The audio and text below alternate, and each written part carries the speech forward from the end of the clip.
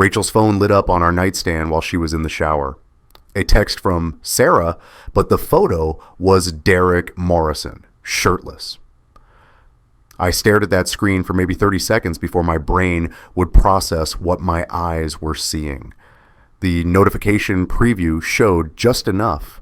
Derek's reflection in a hotel bathroom mirror, water droplets on his chest, white towel around his waist. The message underneath, missing you already. The phone kept dimming. I kept tapping it to keep it lit, like if I looked long enough, the image would change into something that made sense. It didn't.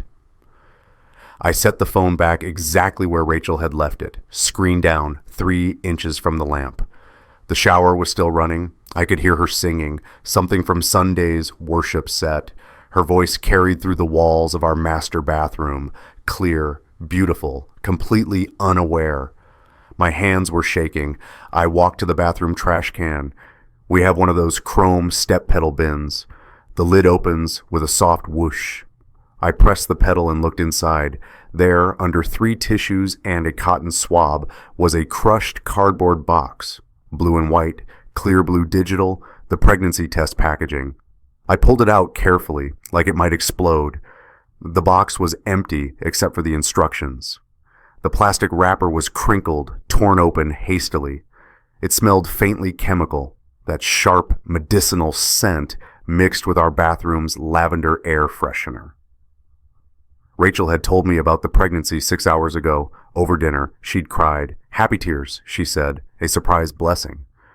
Her hands had been shaking when she showed me the test stick, 2 lines in the window, pregnant 3+ in the digital display. I'd hugged her, told her it was amazing, asked all the right questions, and now I was holding the empty box in my hands, looking at a photo of another man on her phone and doing math that didn't add up. The shower turned off. I heard the curtain rings slide. I dropped the box back into the trash, covered it with tissues, closed the lid, walked back to the bedroom, sat on the edge of our bed where we'd slept for 12 years. Our bed with the wedding photo on the nightstand, young faces, Bible college graduation gowns, ridiculous hope in our eyes. Rachel came out wrapped in her robe, hair dripping. She smiled at me. "You okay?" she asked. "You look pale." I forced my mouth to work. "Just tired. Long day." She kissed the top of my head. Her hair smelled like coconut shampoo. She picked up her phone, glanced at the screen, and I watched her face. Nothing. No reaction. She swiped something away and set it back down. "I'm going to bed early," she said. "Big day tomorrow. Sunday service prep starts at 6. "Yeah." My voice sounded far away. "Big day." She climbed into bed. Within 10 minutes, her breathing had evened out. Asleep. I sat there in the dark, phone in my hand now, pulling up my calendar, looking at dates. The ultrasound she'd shown me was dated October 15th, 8 weeks pregnant, which meant conception around February 14th to 18th, Valentine's weekend. I scrolled back to February, found the dates, stared at the entry I'd written in red. Dallas Leadership Conference, solo trip, Feb 14-18. I'd been gone that entire week, solo, at a conference 3 hours away. I remembered it clearly, staying in a Holiday Inn Express, attending workshops on youth ministry innovation, eating terrible hotel breakfast alone every morning. Rachel had been home with Emma. I'd called every night. She'd sounded normal. The math didn't work. It couldn't work. Unless I opened the calculator app, counted backward from her due date, counted forward from the dates I was gone. Did it 3 times, 4 times. Every calculation landed on the same 5-day window, the exact 5 days I wasn't home. I looked at her sleeping face, peaceful, one hand resting on her still flat stomach. The woman I'd married 15 years ago, the woman who led worship every Sunday morning, the woman who coordinated our church's women's ministry, the woman who taught Emma about faith and purity and the sanctity of marriage, the woman who'd saved Derek Morrison's name under Sarah so I wouldn't question her texts. We don't abandon faith when people fail us. That's what I'd been taught. That's what I taught our youth group kids every Wednesday night. We don't abandon faith when people fail us. There has to be an explanation. There has to be grace. But I couldn't make this make sense. I had exactly 8 hours before I'd have to stand next to her in front of the entire congregation and pretend to be the perfect family. Sunday morning came too fast. No sleep, just staring at the ceiling, doing math over and over, hoping I'd gotten something wrong. I hadn't. Rachel was up at 5:30, humming while she did her makeup. I watched her from the bathroom doorway. She was applying the same mascara she'd worn for years. Same routine. Same woman. How does someone do that? How do you brush your teeth and flat iron your hair and practice worship cues when you're... Michael? She caught my reflection in the mirror. You sure you're okay? You're staring. Fine. I wasn't fine. Just thinking about today's message. Pastor Greg is preaching on covenant this morning. She smiled. Covenant. Of course he was. Should be good. You want coffee? I'll get it. Downstairs, I made coffee with hands that wouldn't stop shaking. Emma came down 20 minutes later, already dressed for youth worship. 16 years old, my daughter, our daughter, Rachel's daughter. She had Rachel's eyes and my stubborn chin, and absolutely no idea that her world was about to implode. Morning, Dad. She kissed my cheek. You look exhausted. Didn't sleep great. Well, wake up. Mom and I are doing the duet this morning. You don't want to miss it. She was so excited. She'd been practicing the harmony part for 3 weeks. Good, Good Father. A song about God's faithfulness. The irony wasn't lost on me. We drove to church separately, Rachel and Emma in Rachel's car, because they had to be there early for sound check, me following 15 minutes later in my truck. Riverside Community Church sits on 12 acres in North Austin. We'd grown from 300 people when I started as youth pastor 10 years ago to 2,500 every Sunday. Services live streamed to another 10,000 viewers. We had a coffee bar, a bookstore, 3 worship teams rotating through 4 services. We looked successful. We looked blessed. We looked like we had it all together. I parked in my usual spot, youth pastor, painted in blue letters on the curb, and sat in my truck with the engine off. Through the glass doors, I could see people streaming in. Families, couples, singles.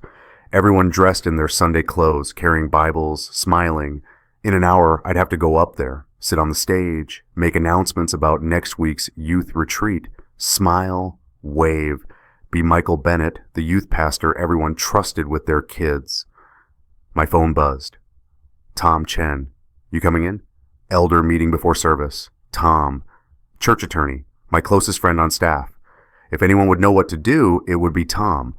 But what would I even say? Hey, I think my wife is pregnant with another man's child. I found a text from Derek Morrison on Rachel's phone. The math doesn't work? I needed more than suspicion. I needed proof. I pulled out my phone and opened the photo app. Found the ultrasound picture Rachel had shown me last night. She texted it to me, "Our little miracle," with 3 heart emojis. I zoomed in on the date stamp, October 15th, 2025, 8-week scan, Hill Country Women's Health. I took a screenshot. Then I opened my calendar and took screenshots of February. The dates I was gone. The dates circled in red. Then I got out of my truck and went inside. The service started at 10. By 9:45, I was sitting in my usual seat, front row, far right, next to where Emma would sit after youth worship. Rachel was on stage with the worship team, checking mic levels. She wore a cream-colored dress, hair perfect, smile bright. She caught my eye and blew me a kiss. I didn't move. The sanctuary filled up. 2,500 people. I recognized most of them. The Morrison family came in around 9:50. Derek, Sarah, and their 2 kids. They sat in their usual spot. 3rd row, center. Derek was a small group leader, real estate developer, made good money, always wore nice suits to church. He shook hands with the people around him, clapped Pastor Greg on the shoulder when Greg walked past. Sarah Morrison was Rachel's best friend, had been since college. They'd roomed together at Texas State, been in each other's weddings, their kids played together. Sarah was an OB-GYN nurse, sweet woman, loved Jesus, loved her husband, completely unaware that I couldn't finish the thought. Pastor Greg took the stage at 9:58. "Morning, Riverside. Y'all ready to worship?" The crowd responded. Music started. Rachel stepped up to the mic, and I watched Derek Morrison mouth the words along with her. He knew every cue, every pause, every breath. When she closed her eyes during the bridge of "How Great Thou Art," Derek closed his eyes too. When she raised one hand, palm up, Derek's hand went up, mirroring her, like he'd seen her practice, like he'd watched her 100 times, like he knew her better than a small group member should. I looked down at my hands. My wedding ring caught the light. Silver band, engraved 1 Cor 13:7-8. Love bears all things, believes all things, hopes all things, endures all things. I twisted it, around and around. Rachel wasn't wearing hers. I'd noticed this morning, bare finger. "I took it off last night," she'd said when I'd asked. "My fingers are swelling already. Pregnancy hormones." But her hands looked fine. No swelling, no puffiness, just no ring. The sermon was about covenant. Pastor Greg was passionate, 40 minutes on faithfulness, on keeping promises, on the sanctity of marriage as a picture of Christ and the church. He used our names twice. Michael and Rachel Bennett, married 15 years, serving God faithfully, as an example of godly partnership. 2,500 people nodded, 10,000 watching online, all seeing the perfect couple.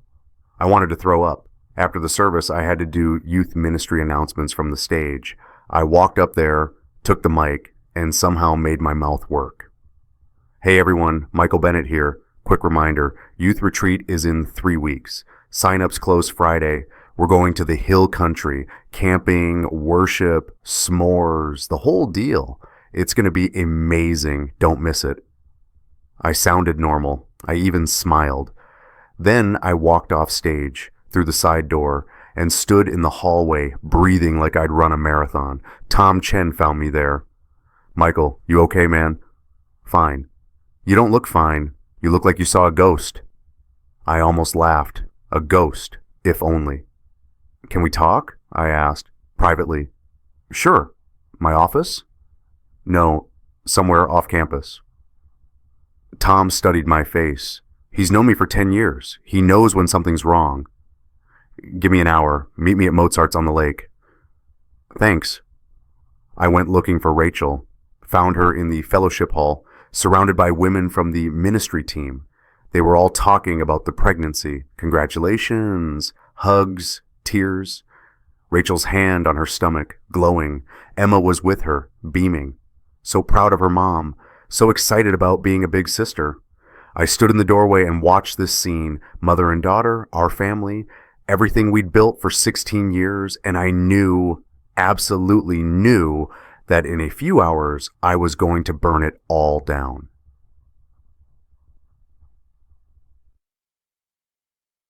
I didn't go to Mozart's. I went home, straight to our bedroom. Rachel's laptop was on her desk, a silver MacBook Air covered in worship ministry stickers, a rainbow cross, musical notes, Psalm 100 in cursive. The laptop every church member saw her use when she made Sunday slides. It was open, still logged in. I shouldn't have looked. I looked. Her email was up. Gmail. Inbox showing 43 unread messages. But that's not what I clicked. I clicked trash. Then I clicked deleted items. People always think deleting something makes it gone. It doesn't, not immediately. There were 6 emails in the trash, all from Rachel's account, all to Derek Morrison's personal email, all dated within the last week. I opened the first one. "Derek, can't stop thinking about last weekend. You make me feel alive in a way I haven't felt in years. I know this is wrong. We're both married, best friends, but I can't help it. When you touch me, everything else disappears. My vision tunneled. I clicked the next one. D. Michael asked about the hotel key card. I told him it was from the women's retreat. He believed me. He always believes me. I don't know if that makes it easier or harder. R. The hotel key card. I hadn't asked her about any hotel key card, but now I was going to find it. I went back to the bedroom, started going through her things. Purse, nothing. Coat pockets, nothing. Suitcase from her last trip. There, in the inside zippered pocket, a white plastic card with a gold Hilton logo, room 823. The envelope it came in had a receipt tucked inside. Hilton Austin downtown, February 15th through 17th, 2-night stay, $1,823. Valentine's weekend, the weekend I was in Dallas. My hands were steady now, weirdly calm. I pulled out my phone and took pictures, the key card, the receipt, the dates, the room number.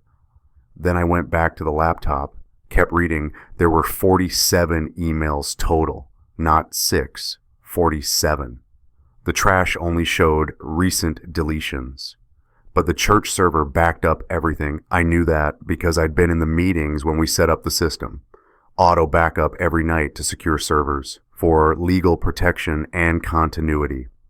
Pastor Greg's words, Jennifer Rodriguez would have access.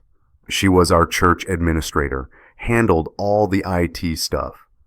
I grabbed my phone and called her. Jennifer, it's Michael. I need a favor, a big one. Can you check the church server backup for Rachel's ministry laptop? There was a pause. Michael, those are private emails. I'd need permission from... Please, my voice cracked. I need to know if there are more deleted emails from her account, sent between February and October to Derek Morrison. Another pause, longer this time. Michael, what's going on? I'll explain later. Can you just... Please, I need to know. Give me 20 minutes. She called back in 18. Michael, her voice was shaking. There are 47 deleted emails, all to Derek Morrison, all sent from Rachel's church laptop. Some of them... She stopped. Some of them what? Some of them were sent during Wednesday evening worship practice. From the church building, from the ministry office. Michael, the timestamp on one of them is 6:47 p.m. on a Wednesday. Emma arrives at 6:50 for practice. Yeah.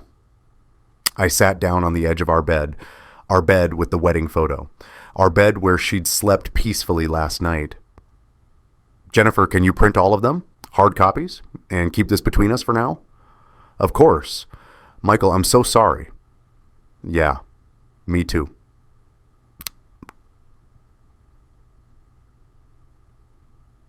Small group met Sunday night at our house. It always did, every other week. Same 6 couples, same living room, same chip and dip setup on the coffee table. Derek and Sarah Morrison arrived at 6:30, right on time. Sarah carried a dessert, chocolate brownies. Derek carried a bottle of wine. They hugged us at the door, Derek's hand on Rachel's shoulder. Lingered, just a second too long. I saw it now, everything I'd been missing for months. The group settled in. We did our usual opening, prayer, quick check-in about our weeks. Then we opened the Bible. This week's study, biblical marriage. Someone had picked the topic months ago, probably me. I couldn't remember now. So, Ephesians 5, Tom Chen started. He was co-leading tonight. Husbands, love your wives, just as Christ loved the church. Wives, submit to your husbands. How do we unpack that in 2025? The discussion flowed. People had opinions, strong ones, about partnership, about sacrifice, about covenant. I wasn't listening, I was watching. The way Rachel and Derek sat, not next to each other, that would be obvious, but diagonal across the living room. Rachel on the love seat, Derek on the armchair by the fireplace, where they could see each other without being obvious, where they could make eye contact without anyone noticing, except I was noticing now. Behind Derek's chair on the mantel sat our small group photo frame, 8 by 10, wooden, with blessed carved into the bottom. The photo was from last year's marriage retreat weekend. All 6 couples around a campfire, everyone laughing, everyone holding s'mores. I'd looked at that photo 100 times. Tonight, I really looked. Rachel and Derek were standing together, not next to their spouses. Derek's hand was on Rachel's lower back, not high, middle back, where a friend might rest a hand. Lower, right above her waist, possessive. And Rachel was leaning into him, just slightly, just enough. Sarah had taken the photo. She'd been standing right there with the camera. Had she seen it? Had any of us? The study wrapped up around 8:15. Sarah Morrison asked if everything was okay. "You seem distracted tonight, Michael." "Just tired," I said. Rachel answered for me. "We're blessed beyond measure, just processing the news about the baby." Derek smiled. His eyes met Rachel's across the room. Some private joke, some shared secret. Sarah hugged Rachel. "I'm so excited for you guys. You're going to be amazing with a new baby."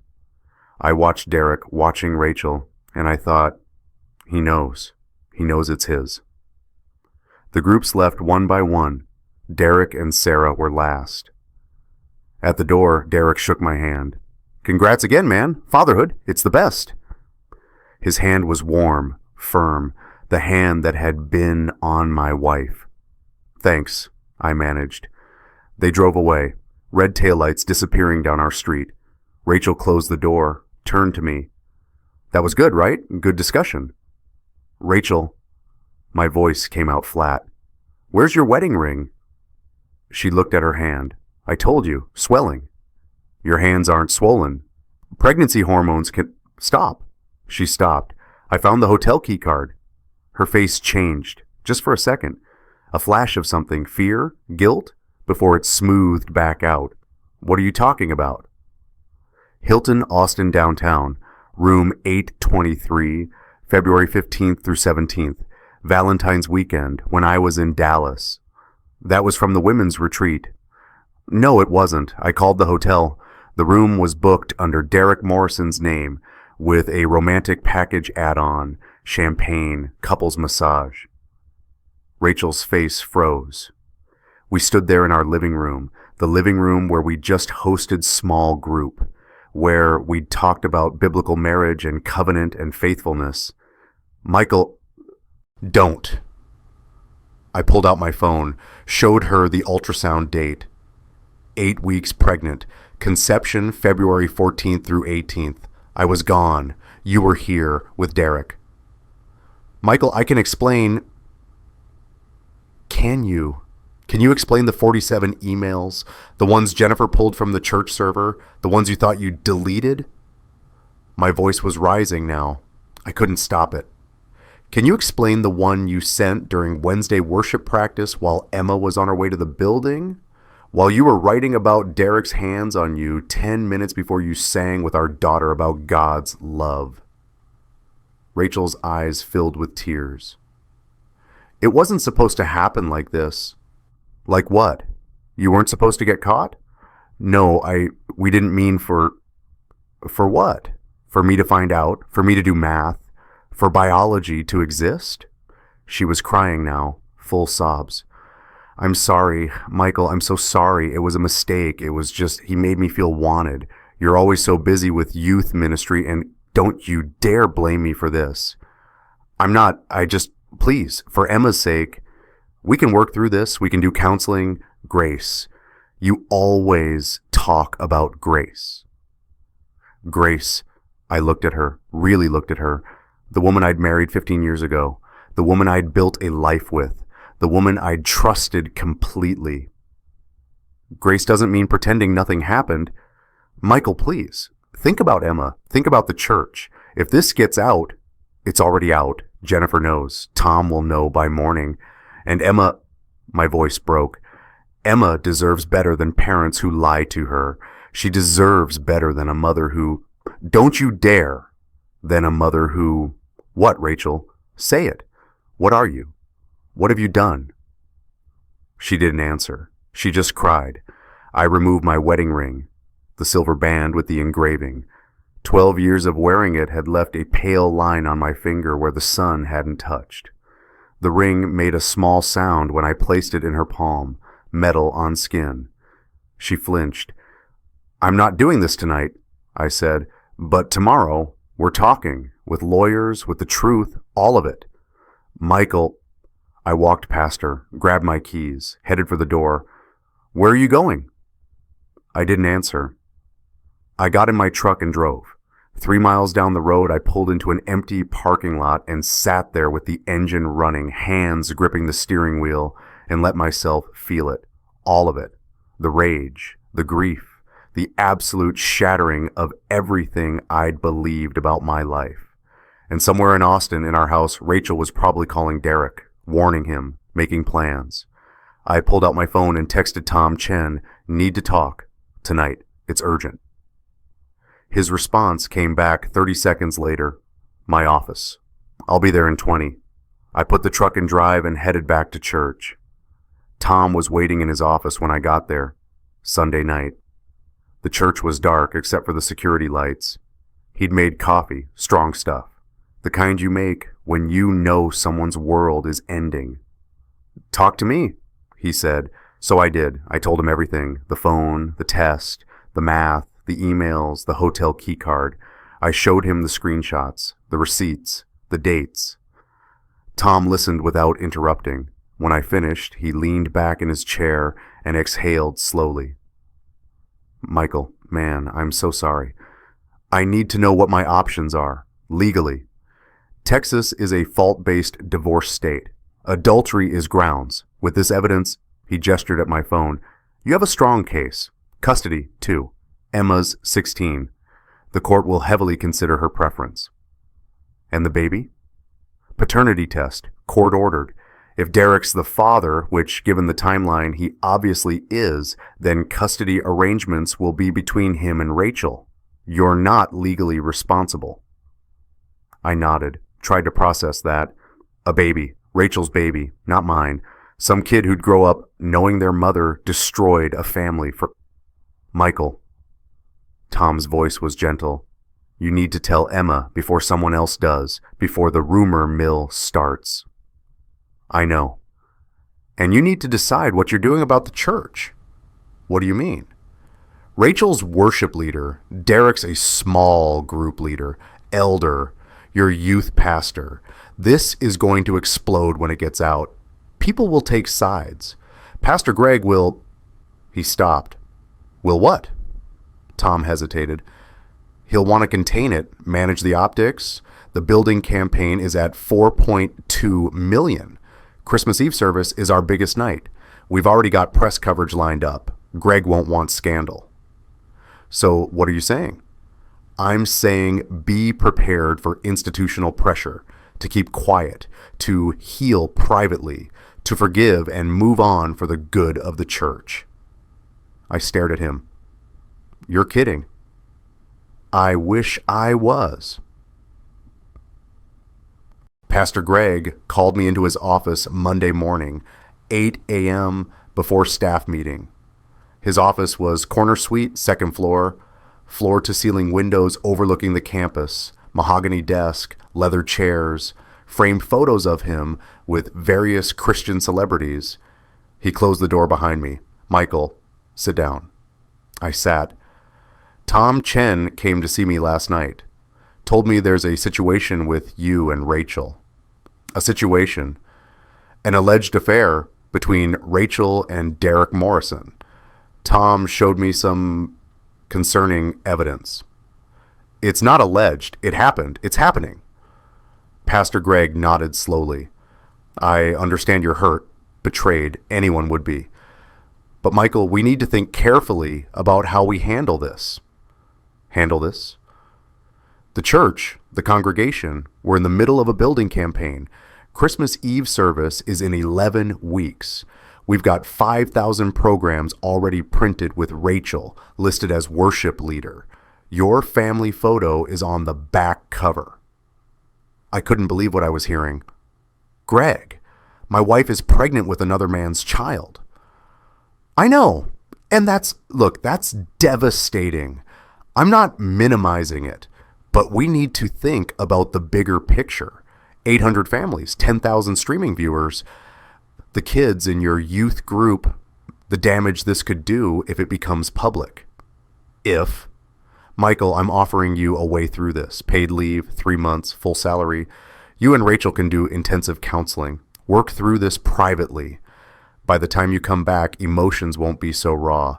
Maybe Rachel steps back from leading worship, transitions to background vocals. Derek takes a break from small group leadership. Quietly, no drama, no scandal. I stood up. You're asking me to lie. I'm asking you to consider grace, restoration, the model Christ gave us.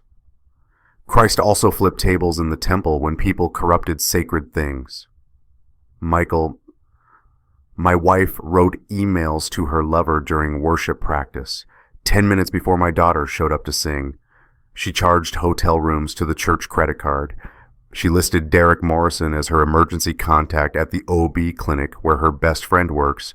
She broke every vow we made in a church just like this one. And you want me to smile for the Christmas Eve program? Pastor Greg's jaw tightened. I want you to think about what's best for everyone involved, including Emma. Do you really want your daughter growing up knowing her father destroyed the family's reputation, that he chose public humiliation over private healing? Something in me went very cold. Get out of my way, Greg. Michael, I'm going to tell the truth, all of it, to Emma, to the elders, to whoever asks. And if that's not okay with you, I'll resign right now. I walked out. His voice followed me down the hallway. Michael, wait. Let's talk about this. Michael. I didn't wait. Sarah Morrison called me Tuesday afternoon. Her voice was shaking. Michael, can we meet somewhere private? We met at a coffee shop 20 minutes from church. Off campus, out of the way. Sarah looked like she hadn't slept. Her eyes were red. I know, she said as soon as I sat down, about Rachel and Derek. How? I work at Hill Country Women's Health. I'm an OB/GYN nurse. Rachel's been coming in for prenatal appointments for 6 weeks. Sarah's voice cracked. I pulled her chart this morning. Michael, I shouldn't have. It's a HIPAA violation. I could lose my license, but I had to know. Know what? The emergency contact. It's not you, it's Derek, listed as partner. I've called that number 3 times to confirm appointments. I was calling my own husband, to confirm prenatal visits for your wife's pregnancy. She started crying. Right there in the coffee shop. Quiet, broken sobs. I'm so sorry. I didn't see it. I should have seen it. They've been using our house, our guest bedroom. I installed nanny cams 6 months ago because jewelry kept going missing. I thought we had a thief. But I checked the footage last night after your call, and you don't have to. He's been there, Derek, when I'm at work, on my camera, on the phone with her. I heard him say. She couldn't finish, just shook her head. We sat there in silence for a long time. 2 people who'd trusted the wrong partners. 2 people who'd been betrayed by the people we'd called family. Finally, Sarah wiped her eyes. I made copies of the medical records, of the camera footage, if you need them, for court. Sarah, you could lose your job. I know, but you deserve the truth. And Emma deserves a father who fought for her, not one who covered it up. She slid a manila envelope across the table. Then she stood up. I'm filing for divorce tomorrow. I won't stay married to someone who. Her voice broke again. 20 years. We've been married 20 years. And he was at her ultrasounds, her prenatal visits. While I was at work, saving babies, he was. She couldn't finish, just walked away. I opened the envelope. Inside were photocopies of Rachel's medical records. Every appointment, every ultrasound. Every time Derek's phone number was called to confirm, and a USB drive labeled guest room Septi 12. I pocketed it. Didn't watch it. Didn't need to. I believe Sarah. I told Emma Tuesday night, after dinner. after Rachel had gone to a ministry meeting that I knew was a meeting with Derek to strategize their defense. Emma was in her room working on homework. Her walls were covered with youth group photos, worship lyrics, Bible verses in decorative fonts, pictures of her and Rachel from various ministry events, mother-daughter matching outfits at the women's retreat, selfies from Wednesday night worship practice. Her whole room was a shrine to the perfect Christian family. I knocked. "Come in." She looked up from her laptop. "Hey, Dad, what's up? We need to talk. Can you sit down?" Her smile faded. "That sounds serious." "It is." She closed her laptop, sat on her bed, hugged a pillow to her chest. "Okay, what's wrong?" "Where do you even start? How do you tell your 16-year-old daughter that everything she believes about her family is a lie?" "Emma, I need to tell you something about Mom and me, and it's going to hurt, and I'm sorry, but you deserve the truth." Her face went pale. "Are you getting divorced?" "Yes." "Why? What happened?" I pulled out my phone, showed her the ultrasound photo. "You know Mom's pregnant." "Yeah, obviously." "This ultrasound is dated October 15th, 8 weeks ago. That means the baby was conceived around February 14th to 18th, Valentine's weekend. Do you remember that week?" Emma thought. "You were gone. Dallas conference." "Right, I was gone. Mom was here with you." "Okay." She wasn't getting it yet. "Emma, I wasn't here when this baby was conceived, which means..." I watched her face as understanding hit. Her eyes went wide. The pillow dropped from her hands. No, Dad, you must have gotten the dates wrong. Or maybe the ultrasound. I didn't get the dates wrong. I've checked 5 times. Emma, Mom's been having an affair with Derek Morrison."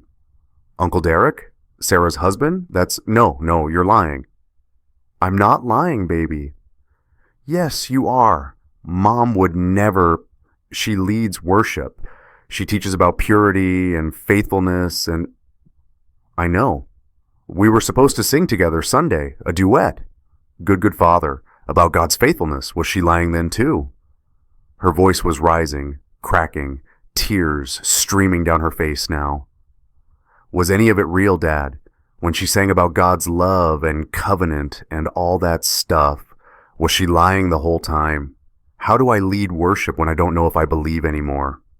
"Emma, if Mom could lie while singing about love, what does love even mean?" I sat down next to her on the bed, put my arm around her shoulders. She collapsed against me, sobbing. My strong, faithful, worship-leading daughter, whose entire identity had just shattered. "I've been practicing the harmony part for 3 weeks. She choked out. "I was so excited. I thought we were going to be this amazing worship family, you know? Dad, the youth pastor, Mom, the worship leader, me following in her footsteps. And now, I know. How long? How long has she... At least 7 months, maybe longer.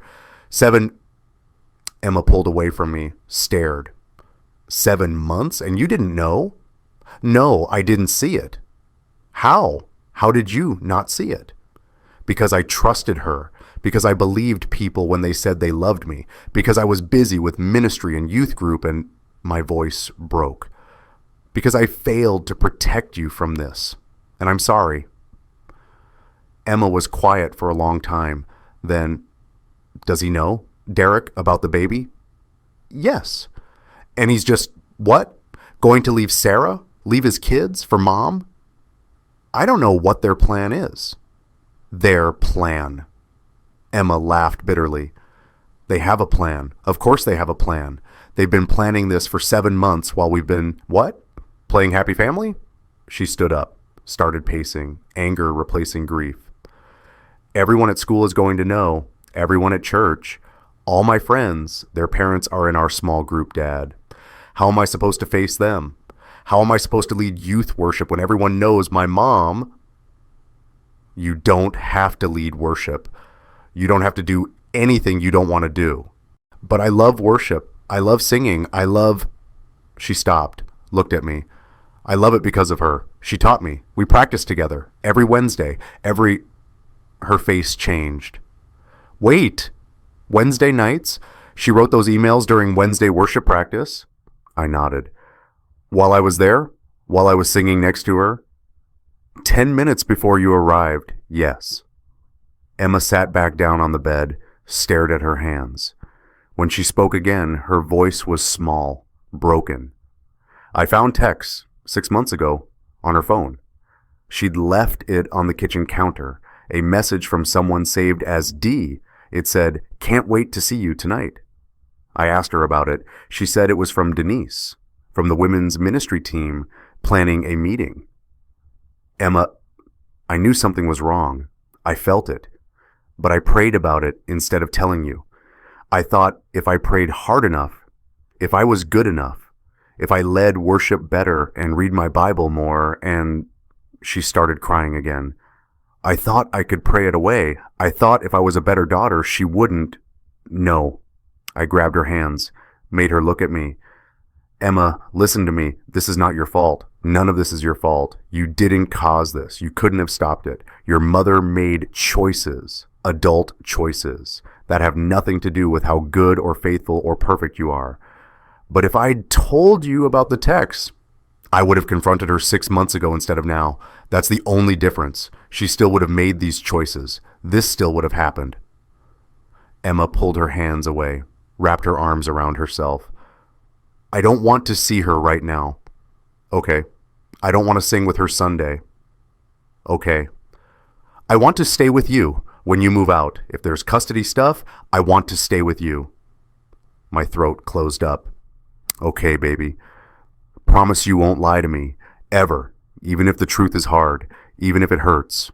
Promise me. I promise. She nodded, lay down on her bed, curled into a ball, 16 years old, still my little girl, still the baby I'd held in the hospital and promised to protect from everything I'd failed. I stayed there until she fell asleep. Then I went downstairs, sat in the dark living room, and let myself break. If you've ever had to tell someone you love a truth that would break them, just type truth in the comments. It's the loneliest courage. You're not alone.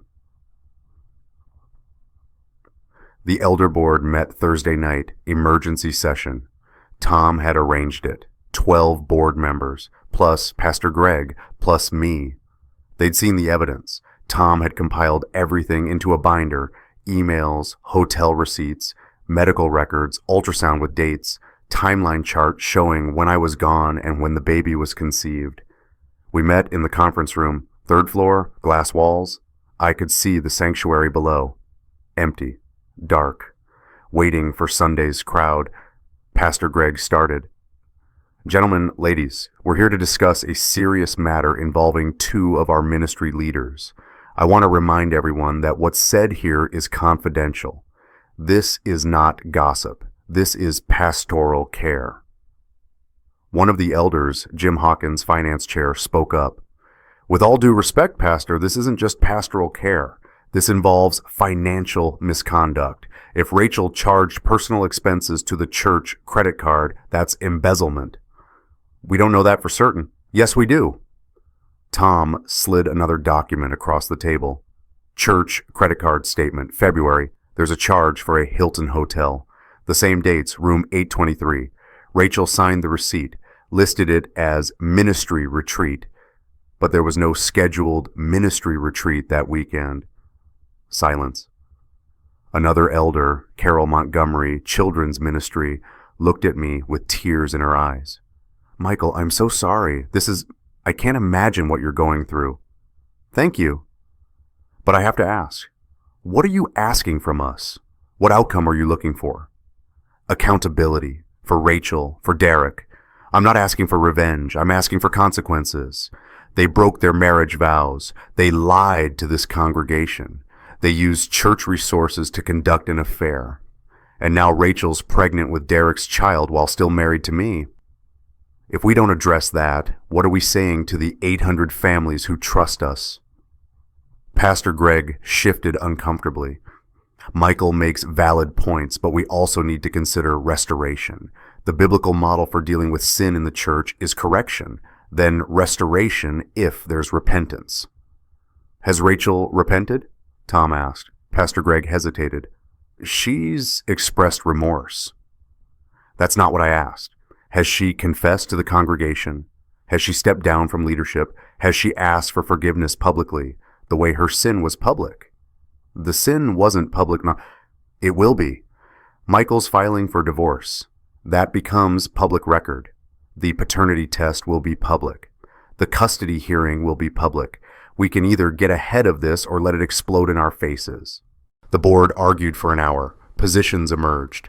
Some wanted Rachel and Derek immediately removed from all leadership. Some wanted graceful transition. Let them step back quietly, no public explanation. Some wanted full public confession and restoration process. Pastor Greg kept pushing for the quiet option. Think about the Christmas Eve service, 5,000 people, press coverage, potential new members. Do we really want to be known as the church with the affair scandal? Tom stood up. His voice was steady, cold. Do we want to be known as the church that covered up affair and financial misconduct to protect our reputation? Because that's the choice. We can handle this with integrity and take the hit now, or we can hide it, and when it comes out, and it will come out, we'll be known as the church that chose image over truth. The elder board chair, Robert Mills, called for a vote. All in favor of requiring Rachel Bennett and Derek Morrison to step down from all leadership positions effective immediately, raise your hand. 7 hands went up, including Tom's, including Carol's. All opposed. 5 hands, including Pastor Greg's. Abstentions? 1. The youth ministry overseer. He looked at me apologetically. Motion carries. 7-5. Michael, I'm sorry you're going through this. The board supports you. Rachel and Derek will be notified tomorrow that they're on indefinite leave from all ministry responsibilities. We'll issue a brief statement to the congregation Sunday. Pastor Greg's face was tight, angry, but he nodded. Fine, I'll draft the statement. Actually, Tom said, I'll draft it, and I'll review it with Michael before it goes out. Greg didn't argue, just gathered his papers and left. After the meeting, Carol pulled me aside. Michael, I voted for accountability because I believe it's right, but I want you to know this is going to get ugly. Some people will support you. Some will say you should have forgiven privately. The church might split over this. I know. And you're okay with that? No, I'm not okay with any of this. But I can't teach teenagers about integrity and then model compromise. I can't tell Emma to stand up for truth and then hide from it myself. She hugged me. You're a good man and a good father. Don't forget that when things get hard. I drove home. Emma was asleep. Rachel was in the guest room. She'd moved there Wednesday night after Emma refused to talk to her. I went to the garage, found a cardboard box, started packing my things. Not much. Some clothes, my Bible, my journals, pictures of Emma at various ages. I was leaving my house, my marriage, my life, but I was keeping my integrity. I couldn't sleep, drove back to church, let myself in with my staff key, walked through the dark hallways to the sanctuary, sat in the front pew, same seat I sat in every Sunday. Stared at the stage where Rachel led worship, where Emma sang, where I'd given youth announcements for 10 years. The small group photo frame was in my hands. I'd brought it from home, didn't remember grabbing it, but there it was. Wooden. Blessed. The picture of 6 couples who'd sworn to love and honor and cherish. I studied Derek's hand on Rachel's back. The way she leaned into him, Sarah holding the camera, smiling, clueless. Me standing 10 feet away, clueless. I threw the frame, hard, against the wall behind the baptistry. It shattered, glass everywhere, the sound echoing in the empty sanctuary. Well, that's one way to handle it. I spun around. My father, Mark Bennett, stood in the sanctuary doorway. 62 years old, retired teacher, widower. He'd driven 3 hours from Houston when I'd called him Tuesday. Dad, what are you... Couldn't sleep either. He walked down the aisle, sat next to me. Thought I might find you here. We sat in silence for a while. Then he spoke. Your mother and I almost divorced. Did you know that? I stared at him. What? You were 15. She'd just been diagnosed with cancer. Treatment was brutal. I wasn't handling it well. Started spending time with a colleague from work. Emotional affair. Nothing physical, but intimate. Wrong. Dad, your mother found emails, made me confess to her, to our pastor, to your grandparents. She filed for separation. I moved out for 3 months. I'd never known any of this. You came back. I did. After I'd proven I was willing to do the work, counseling, accountability, complete transparency, she forgave me. But she didn't pretend it hadn't happened. She demanded truth first, then forgiveness. In that order. He looked at the broken frame, glass glittering in the security lights. Your mother used to tell me, love without truth is just enabling. Son, you're not abandoning your faith by refusing to lie. You're finally understanding what covenant means. Emma needs to see that real men don't protect reputations. They protect truth. Pastor Greg wants me to cover it up for the Christmas Eve service, for the building campaign. Pastor Greg is afraid of conflict. That doesn't make him evil, just weak. You don't have to be. I'm terrified, Dad. Good. That means you're taking it seriously. He stood up, started picking up glass pieces. Come on, let's clean this up. We swept the broken frame together. My father saved the photo, folded it carefully. Emma will want this someday, not the frame, the memory. She'll want to remember that there was a time when she believed in good things and that her father didn't let broken things stay broken forever. He was right. He usually was. We left the church together. The sun was starting to rise. Thursday becoming Friday. 11 weeks until Christmas Eve. 11 weeks until everything I'd built would either stand or fall. But tonight, this morning, I had my father. My integrity, and a daughter who'd chosen me. It wasn't everything, but it was enough.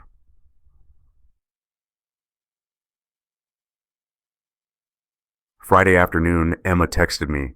She was at Derek and Sarah's house with Sarah. Could I pick her up? I drove over. Sarah answered the door, eyes swollen. She'd been crying for days straight. Emma's in the kitchen. We've been talking. Emma was sitting at the kitchen table. In front of her was Rachel's phone. The screen was cracked. Mom came by the school today, Emma said. Asked if I'd meet her for coffee, talk things through. I told her no. She left her phone in my locker, said I should read the texts, that I'd understand if I read them. Did you? Yeah.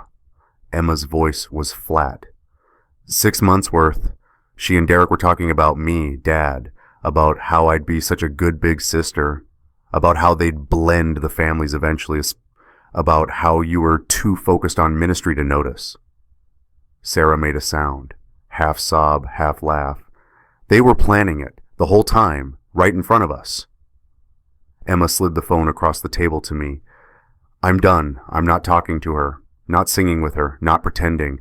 When you file for custody, tell the judge I choose you. Emma, I mean it. I don't care what she says. I don't care how sorry she is. She chose him over us, over me. I choose the parent who told me the truth. I choose you. I looked at Sarah. She nodded. Take the phone, for evidence. I've got my own evidence to deal with. We left together. Emma in my truck, the broken phone in my glove box. Both of us refugees from the marriages we'd thought were solid. Dad? Yeah? Thank you for not lying to me, even though it hurt. You deserved the truth. I know, but not every parent would have given it to me. We drove home in silence, and for the first time in a week, I felt like I could breathe. Tom filed the divorce papers Monday morning. Adultery grounds, Texas law, public record. By Monday afternoon, my phone was exploding.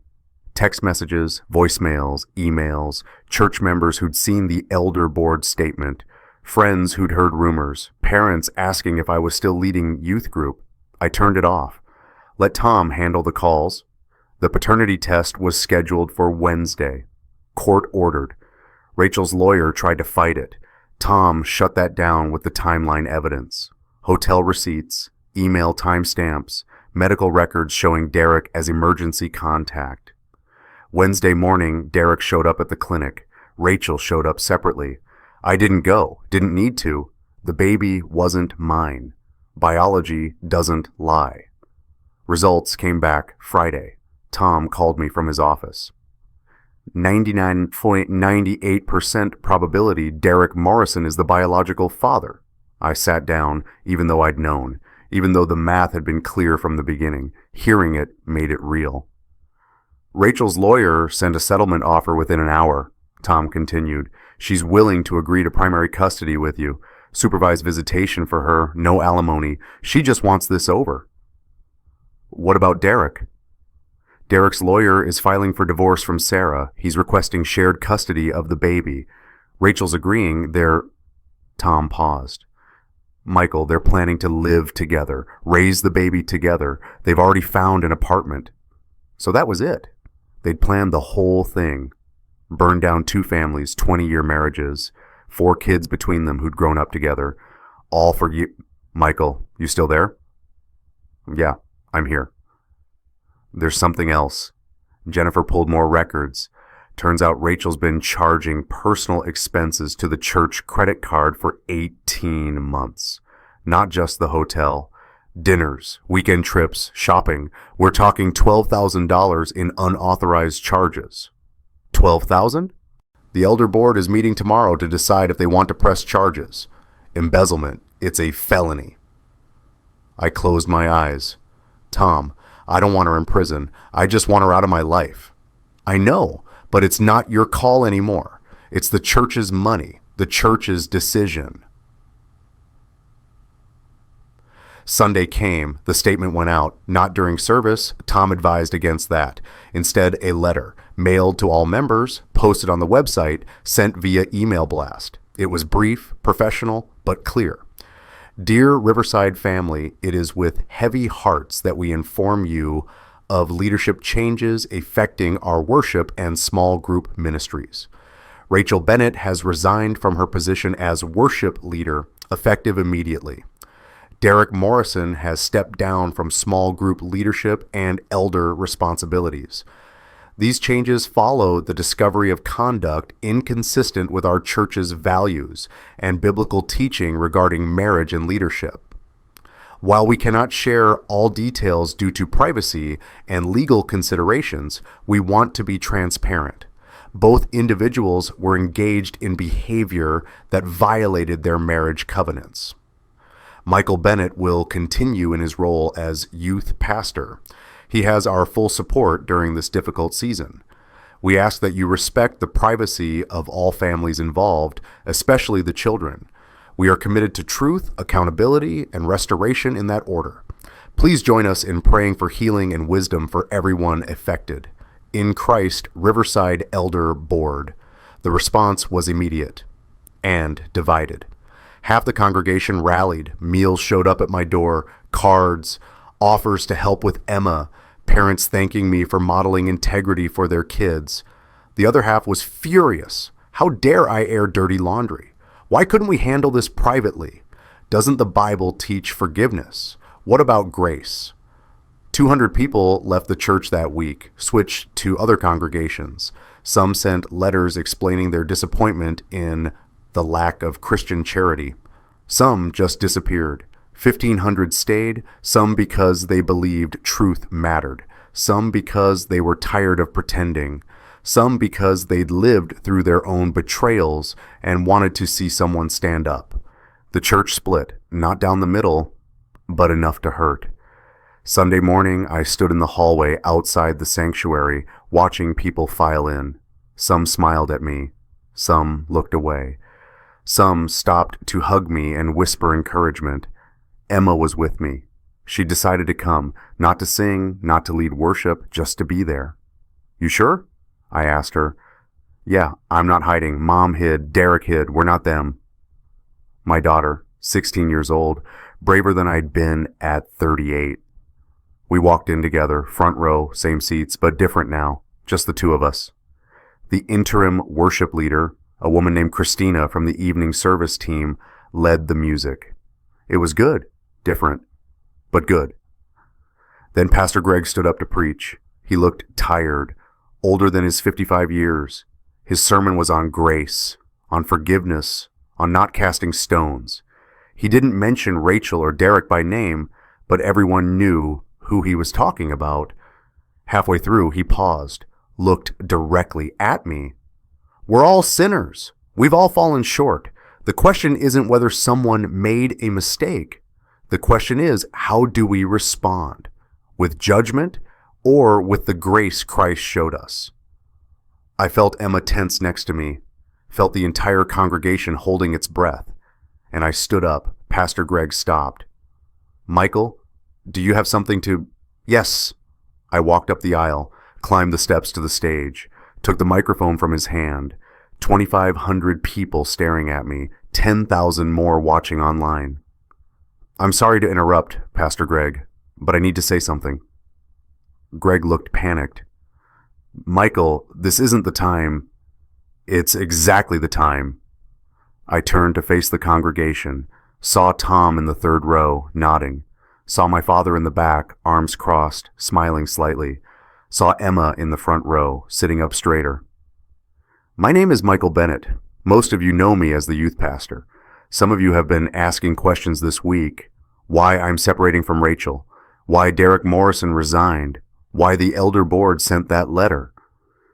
I could hear people shifting in their seats, phones being put away, complete attention.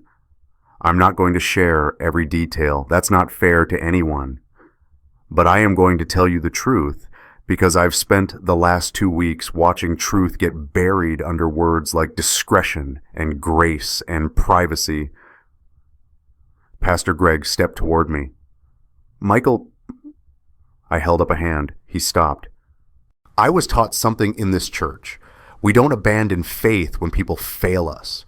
I believe that meant protecting those who failed, covering for them, giving them space to heal quietly. I was wrong. I could see people leaning forward. Emma was crying, not sad tears, proud tears. We don't abandon faith when people fail us. We abandon the lies that protected them. Real faith can handle real truth. And the truth is, my wife had an affair with a man we trusted, a man who was in our small group, a man whose wife is her best friend. That affair resulted in a pregnancy. That's why I'm separating. That's why the elder board made the decision they made. Gasps, actual gasps. Some people stood up to leave, about 50, maybe more, walking out in protest. I waited until the doors closed behind them. I understand if that makes you uncomfortable. I understand if you think I should have handled this privately. But I have a 16-year-old daughter who watched her mother lie while leading worship, who watched a man pretend to be a godly leader while breaking his marriage vows. And I will not teach my daughter that love means accepting betrayal. My voice was shaking now, but I didn't stop. I'm separating from my wife because the marriage covenant was broken. Not by me. I will not teach your children, your teenagers in youth group, that grace means pretending nothing happened. Grace without truth is just enabling, and I won't enable anymore. I set the microphone down, walked off the stage, down the aisle. Emma stood up and followed me. So did Tom. So did my father. So did Jennifer Rodriguez. So did Carol Montgomery from the elder board. We walked out together, into the lobby, into the sunlight. Behind us, I heard Pastor Greg trying to recover, heard the murmur of 2,000 voices processing what had just happened. Emma grabbed my hand. Dad, that was the most dad thing I've ever seen. Too much? No, exactly right. Tom clapped me on the shoulder. Well, that's one way to handle it. The church will either implode or get stronger. No middle ground now. I know. You okay? I thought about it, really thought about it. My marriage was over. My wife was pregnant with another man's child. Half the congregation probably hated me. My job was probably on thin ice. Everything I'd built for 10 years was fractured. But I'd told the truth. In front of everyone. No hiding, no spinning, just facts. Yeah, I said, I'm okay. If you were in that sanctuary that morning, what would you have done? Would you have stayed, type stay, to support truth-telling even when it's messy? Or would you have left, type leave, because some things should stay private? There's no wrong answer. I'm just curious where you draw the line. The people who left, some were protecting their own secrets. Some genuinely believed grace meant privacy. The people who stayed, some were hungry for truth. Some were just tired of pretending. Both groups taught me something. The custody hearing was 3 weeks later, November, Judge Patricia Warren presiding. Rachel's lawyer argued I'd created a hostile environment, that going public had been vindictive, that Emma was being manipulated by an angry father. Tom presented the evidence, timeline, emails, medical records, witness statements from Sarah Morrison, financial records showing misuse of church funds. But the most powerful evidence was Emma's letter. The judge called her into chambers, private interview, just Emma, the judge, and a court advocate. They were in there for 20 minutes. When Emma came out, her eyes were red, but her face was calm. We waited in the hallway, Rachel pacing, Derek standing awkwardly by the water fountain. Sarah had come too. She wanted to be there when custody of the baby was discussed. Finally, the judge called us all back in. I've reviewed all evidence and interviewed Emma privately, Judge Warren said. This is a case where a child's preference carries significant weight. Emma is 16, mature, articulate, clear about her reasoning. She looked at Rachel. Mrs. Bennett, Emma provided me with a written statement. I'm going to read portions of it because I believe you need to hear this. Rachel's face went pale. The judge put on her reading glasses. My mom told me that Dad is being cruel by not forgiving her, but I've been learning about honesty in school. If someone steals something, you don't forgive them by pretending they didn't. You forgive them after they admit what they did and try to fix it. I could hear Rachel crying softly. Mom wants us to pretend nothing happened. Dad cries at night when he thinks I'm asleep. He's sad, but he's not lying. I pick the parent who's sad and honest over the parent who's happy and lying. I pick my dad. The judge set the paper down. Based on Emma's clearly expressed preference, the evidence of stability in Mr. Bennett's home, and concerns about the circumstances surrounding the end of this marriage, I'm granting primary custody to Michael Bennett. Rachel Bennett will have supervised visitation twice monthly until the baby is born. At that time, we'll revisit custody arrangements. Rachel's lawyer stood up. Your Honor, supervised visitation seems excessive. Mrs. Bennett moved in with her affair partner 2 weeks after separation. She's facing possible criminal charges for financial misconduct. She has shown a pattern of dishonesty. Supervised visitation is appropriate. My ruling stands. The gavel came down. Emma grabbed my hand, squeezed hard. We'd won. Not because we wanted to win, not because we wanted to hurt Rachel, but because Emma deserved a parent who chose truth. 6 months later, April, the baby was born. A girl, 7 pounds, 3 ounces, healthy, beautiful, born to parents who destroyed 2 families to be together. Rachel texted me a photo. I looked at it once, a baby girl, with Derek's nose and Rachel's eyes. My daughter's half-sister, a child who'd grow up knowing her origin story was betrayal. I deleted the text. Couldn't help her. Couldn't fix that. But the church could. Sarah Morrison, now Sarah Chen, after marrying Tom in a quiet ceremony 6 months after their divorces finalized, had stayed in contact with Derek's brother, Marcus Morrison. He lived in Asheville with his wife, Lisa. They'd been trying to have kids for 8 years. Infertility, failed IVF, heartbreak after heartbreak. When Marcus heard about the baby, about Derek's situation, about Rachel's legal troubles, about two parents who'd proven they prioritized themselves over their children, he'd called Sarah. Is there any way, would they consider adoption? Sarah brought it to me.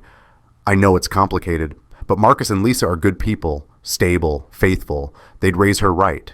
And Emma could be part of the baby's life as an aunt, not hiding the truth, just giving this kid a better start than her parents can give her right now. I talked to Emma about it, 16-year-old Emma, who'd survived her mother's betrayal and come out stronger. What do you think?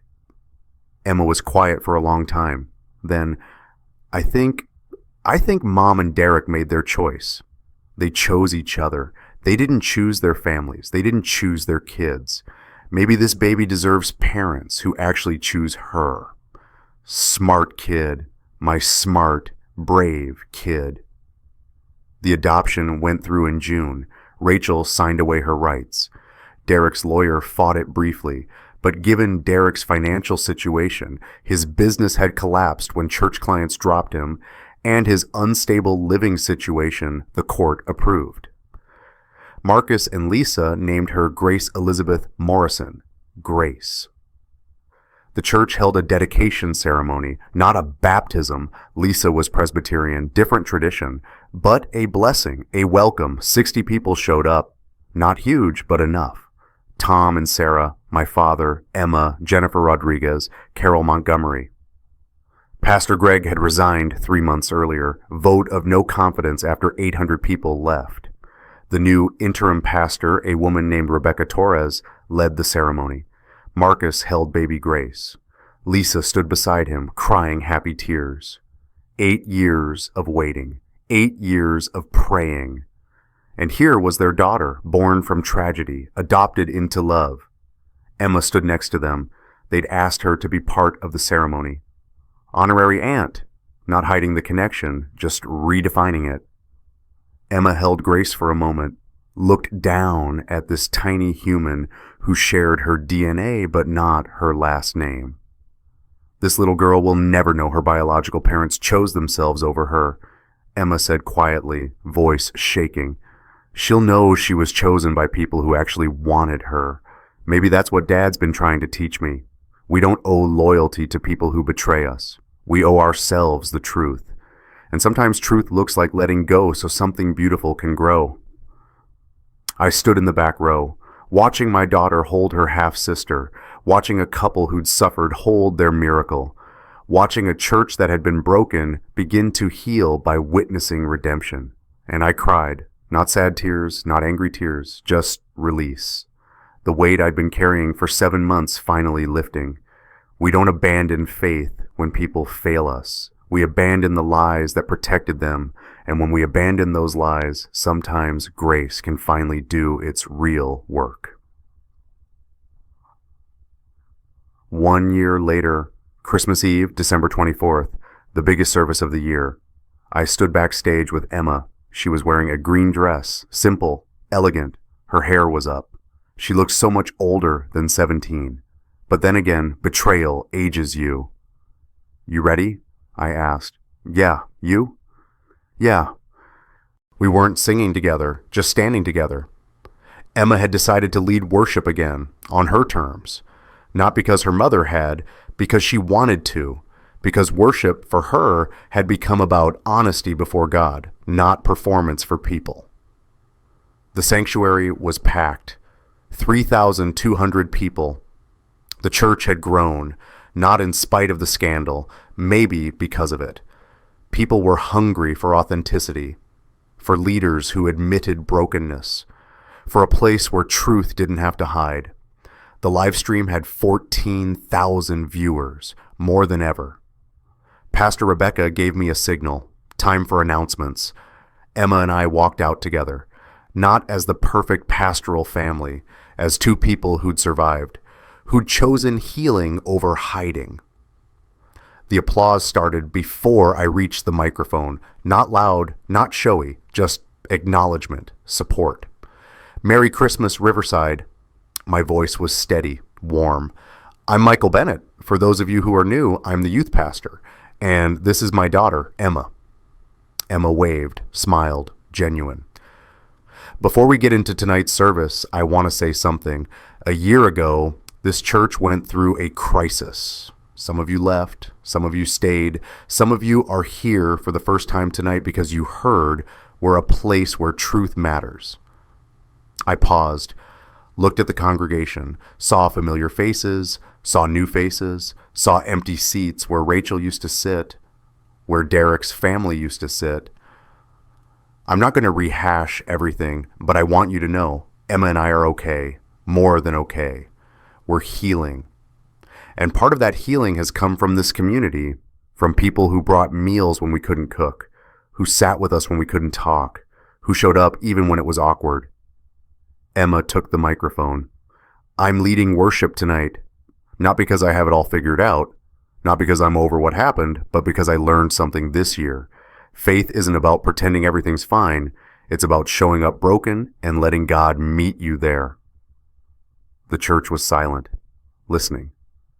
My mom taught me to sing. She taught me to lead worship. And for a long time, I thought I couldn't do those things anymore because of what happened.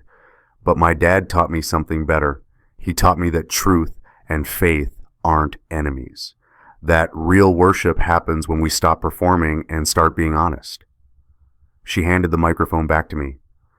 So tonight, I said, we're going to celebrate. Not because everything's perfect, but because God shows up in broken places. Because grace doesn't mean hiding sin. It means cleaning up the mess and building something new. Merry Christmas, everyone. The music started. Emma walked to the front of the stage, started singing "O Holy Night." Her voice cracked on the high note. She didn't try to hide it, didn't apologize, just kept singing. I put my hand on her shoulder. Steady, support. And in the third row, Marcus and Lisa sat with baby Grace, 8 months old now, chubby cheeks, Derek's nose, Rachel's eyes, Emma's half-sister, raised by people who chose her. Grace was sleeping, peaceful, unaware of the story that brought her here, unaware that her existence was proof that even the worst betrayals can birth unexpected beauty. After the service, Emma and I walked through the lobby. People stopped us, hugged us, thanked us. Some cried.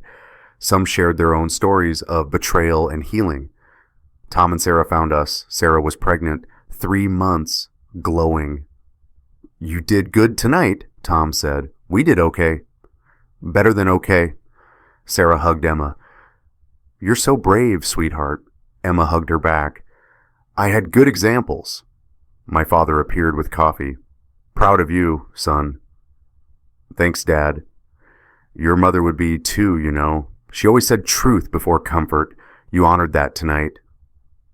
We stood there in the lobby, this makeshift family, Emma and me, Tom and Sarah, my father, Jennifer Rodriguez, Carol Montgomery, Marcus and Lisa with baby Grace. People who'd been broken in different ways. People who'd chosen truth. People who'd rebuilt. The church wasn't what it was a year ago. It was smaller, different, but maybe better. Real instead of perfect. Honest instead of polished. We don't abandon faith when people fail us. We abandon the lies that protected them. Real faith can handle real truth. And standing there on Christmas Eve, surrounded by people who'd walked through fire and came out refined, I believed it. Not because the ending was happy, but because it was honest. Michael and Emma redefined what family means. Not who you're born to, but who shows up with truth and love. If you've built your own chosen family after betrayal, or if you've had to rebuild yourself after someone you trusted broke you, tell me about them in the comments. Who showed up for you when your world fell apart? And if this story moved you, subscribe. I tell stories about faith, betrayal, and the courage it takes to choose truth when everyone's asking you to lie. I'll see you in the next one. Epilogue. I keep certain things in a box now. Reminders, the crushed pregnancy test box, the hotel key card, the small group photo, not the frame, just the picture. Marcus saved it for Emma. She was right. She did want it eventually. Not to remember the betrayal, to remember what she learned from it. My wedding ring is in there too. I took it off the night I confronted Rachel. Haven't worn it since, but I kept it. Not as a symbol of what I lost, as a symbol of what I chose to protect. Emma starts college in the fall. She's majoring in worship arts, not because of her mother. In spite of her mother, she says worship taught her the difference between performance and presence, between image and intimacy. She sees Rachel twice a month. Supervised visits that have slowly become unsupervised as Rachel's rebuilt her life. Rachel married Derek 8 months after our divorce finalized. They're fine, I guess. Not happy, not stable, but trying. Emma visits baby Grace every few months. Asheville isn't far. Marcus and Lisa send pictures. Grace is walking now, talking. She calls Emma Emmy. Doesn't know yet that the woman who gave birth to her lives 3 hours away and rarely visits. Maybe one day Grace will ask questions about where she came from, about why her parents gave her up, about the complicated math of family trees. And when she does, we'll tell her the truth. Not to hurt her, but because she deserves to know that her story started with brokenness but didn't end there. That sometimes the most loving thing parents can do is admit they're not ready, not equipped, not whole enough to raise whole children. That being chosen matters more than being born. That family isn't who you're tied to by blood. It's who shows up when everything falls apart. The church hired a new senior pastor, a woman. Pastor Rebecca stayed on permanently. She preaches on Sunday mornings. I still do youth announcements. Emma leads worship twice a month. We're not the biggest church in Austin anymore, not the flashiest, not the one with the perfect families in the programs, but we're real. And people are hungry for real. My father moved to Austin last year, lives 10 minutes away. Has dinner with us every Sunday. He's teaching Emma to drive, teaching me to forgive myself for missing the signs. You can't see what people work hard to hide, he tells me. You trust it. That's not a weakness. That's faith. Maybe he's right. I still struggle sometimes with anger, with wondering if I could have done something different, with watching couples in the church and wondering if they're hiding what Rachel hid. But I'm learning that you can't live in constant suspicion. That trust has to be rebuilt, even after it's been shattered. That faith, real faith, is choosing to believe in good things while acknowledging bad things exist. Emma and I have a tradition now. Every December 24th, we go to the sanctuary early, before anyone else arrives. We sit in the front row, same seats, and we talk about the year, what we survived, what we learned, what we're grateful for. Last year, Emma said, "I'm grateful you didn't lie to me, even when the truth sucked." This year, I told her, "I'm grateful you chose truth too. You're braver than I was at your age." "I learned from the best," she said. "You learned from watching what not to do." That too. We sat in comfortable silence, the sanctuary filling up around us, Christmas lights twinkling, poinsettias on the stage, everything looking perfect and festive and bright. But we knew, Emma and I knew, that the real beauty wasn't in the decorations. It was in the people, imperfect people, broken people, people who'd lied and been lied to, people who'd failed and been failed, people who kept showing up anyway. That's what faith looks like, I think. Not perfection, not pretending, just showing up, telling the truth, doing the next right thing. Emma stood up to head backstage, stopped, looked back at me. "Dad? Yeah? I'm glad you're my dad. I'm glad you're my daughter." She smiled, that genuine Emma smile that had survived everything, and walked away. I sat there alone for a moment, looked at the seat next to me. Empty now, where Rachel used to sit, where my wife used to sit, and I didn't feel angry, didn't feel sad, just peaceful. We don't abandon faith when people fail us. We abandon the lies that protected them. And when we do that, when we finally courageously, painfully let go of the lies, we make room for something better. Not perfect, not easy, not without scars, but true. And in the end, true is all that matters.